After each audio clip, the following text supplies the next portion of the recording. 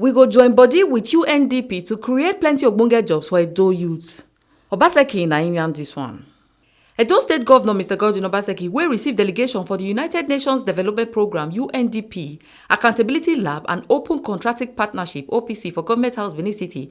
Don hala say we no be state wey get plenty money, that na why any small one wey we get him dey spend am in a way to give opportunity to work for him people.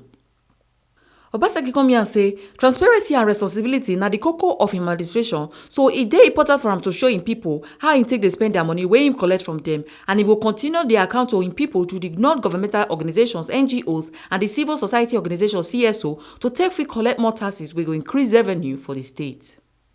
Governor Obaseki come talk say the Ogbonge work wey Edo jobs dey do na im make dem dey continue dey receive plenty data on top numbers of people wey dey find work and get data on top local businesses, and im go domesticate the Nigeria Jubilee Fellows programs wey go give us more allocations. So na why im dey call on the UNDP to help create more employment opportunities for the state. I had the opportunity to address another group of visiting civil servants preparing the program for some of the states to review our procurement systems under the CITAS funding. And I used that opportunity to emphasize and explain why the whole concept of open governance, of transparency, accountability is key and important to us. But we are not a very rich state, and it's therefore it's important that the little we have, we are able to expand it in such a way that it gives us much more for our people. That's why the whole issue of public procurement has been at the core foundation of our reform intervention. The only point I would like to make is that we assume a lot of focus gone into the CITAS DLIs, or rather relating to procurement. So I just hope that we will be leveraging on what already exists, and we're not going to be duplicating what we have done already. Fiscal transparency is critical, particularly these times when we facing declining federal receipts. It's also important that we're able to explain to our people, show them how we spend what we got before we have justifications to go and ask them to give us more revenue in the form of taxes. So that's why it's key, because if we can show that, look, these are not our roads to deal with what we have, then we have justification to ask people to pay more taxes or pay their taxes, because we can do, it will encourage them that we can do much more with these taxes. So that's another reason for us why it's important that we emphasize fiscal transparency. Yes, we have a platform. We've already subscribed to the OPG Open Governance platforms program, and we just see this as an extension. And it's all part of democracy. It's part of openness. I mean, when we go campaigning to our people, we should be able to evidence our claims. We're supposed to go outside and see what we've done. So for us, this is not alien at all. But we're also moving the whole governance architecture onto an e-platform. So here again,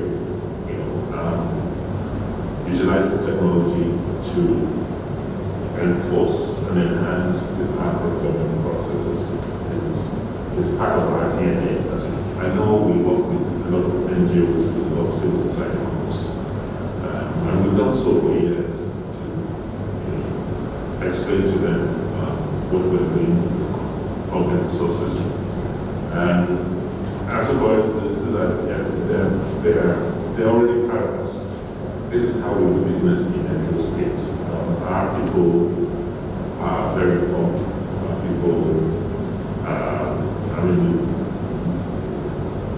penetration of education here is very high. So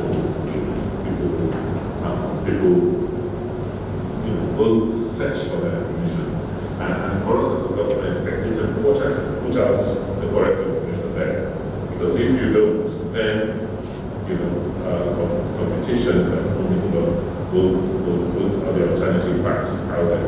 We will struggle to put out the real information, to countering alternative stories about the real information. So I think for us, we'll continue to work with civil society groups, NGO groups, to explain what we're doing. And it's also a prerequisite for some of the funding that we're beginning to access anyway. We're very excited with the Nigerian Community Wellness Program. Yes, you're right, the presentation was made to us at night.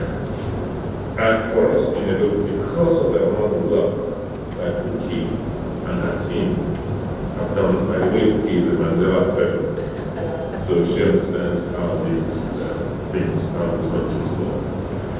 Because of the amount of work that they have put in place, because the database they had of young people, I'm not surprised by the number of applicants that were able to push through. I think for us, our worry about this program is that we need to domesticate it. Clearly. We need to domesticate it, and that's where we will look for help from UNDP. We have already done an evaluation of businesses locally, so we have a database of businesses. And if it is possible, we can now have a plan where we can now jointly approach these corporates, small businesses together to open their doors for these interns or these fellows to be able to work with them. Because it's not going to work. The cost of transportation alone and getting on rents, if these kids have to relocate to another location, just makes the program of that a little difficult to implement. So, we have data. We would like to see how we can domesticate the Nigerian Community Wellness Program, the new Nigerian Community Wellness Program, where we can get as much of the education as is available for us. And then we can work with host organizations locally to procure support and support the people. For example, clearly we can do with a few more civil servants and more people in public services, for instance. We can do a little bit more. There are different programs that we can do. And certainly areas that I'm not surprised that there's quite a lot of interest in ICT, new media. They are doing future work. Another area we look at is healthcare. Healthcare and education.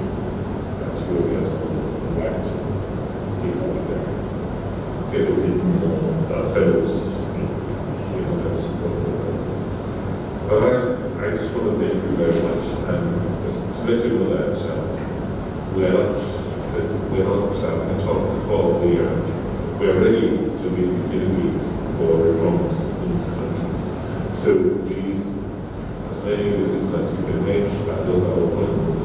Let's share the ideas. The important thing is how to make our country better, make our continent a better one.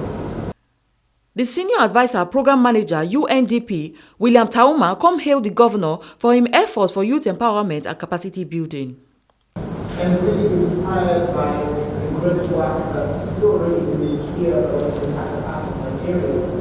The Jubilee Fellows Program is an opportunity to provide, it's a program that seeks to provide fresh graduates from universities with employability opportunities, particularly in private sector as well as in public sector across the country. So it's a nationwide program. It's designed campaign managed by UNDP on behalf of Nigeria. The objective and intention of this particular program is to provide opportunities for fresh graduates, 20,000 fresh graduates every year, with high placement opportunities in the private sector and the public sector. It is a paid opportunity. This is an opportunity that prepares them for the job market because these are fresh graduates. The call itself went out in September. These are young people who have graduated no later than 2017-2018. They have completed the National Youth Service Corps. Therefore, they do not have any work experience. And the idea is to support them to earn as they learn. And we're very excited because the expression of interest from Edo was the 6th actually across the country in terms of number of expressions of interest. And the region as a whole demonstrated a very good gender balance as well, where we had a very good balance in terms of female applicants and male applicants across the key sectors. You will also be pleased to note that the applicants from Edo State. The Ogbonge people atop the courtesy visit na National Specialist for United Nations Development Programme UNDP Oke Adewole, Edo State Deputy Governor Right Honourable Comrade Philip Shaibu, Governor Godwin Obaseki, Programme Manager for Africa Open Contracting Partnership OPC Adidion Okon, and Country Director for Accountability Lab Ode Friday. Ibu Sereme Obinome, TMC TV News.